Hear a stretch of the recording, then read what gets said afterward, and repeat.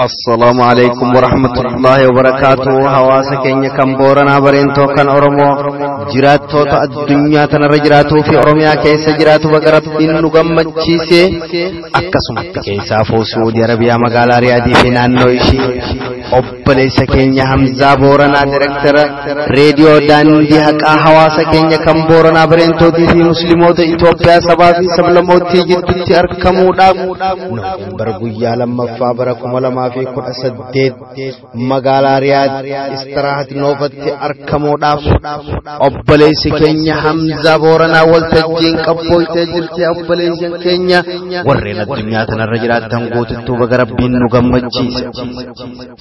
रेडियो दांडिया कायचुं गा akkuma beeynutti rakkoo fi balloo keessatti yeroo dukkanaa san keessatti gaaraa fi laga qaxxaamuree sagalee ummata Oromootee ummata keenya bira gurraan gahaa ture.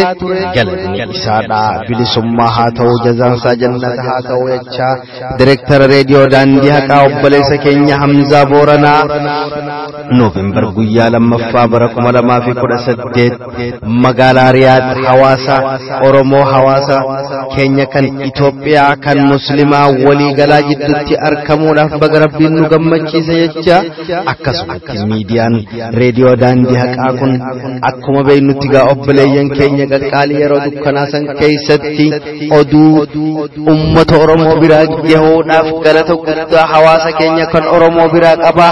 Obboleessa keenya Hamzaa Booranaa akkasumattan isinin jenna ammallee akkasumatti reediyoon daandii haqaa sagalee ummata Oromootii fi akkasumatti waa'ee shari'aa Islaamaatis kanneen jiraattoota addunyaa tanarra jirtan guututtuu baga Rabbiin isin gammachiise.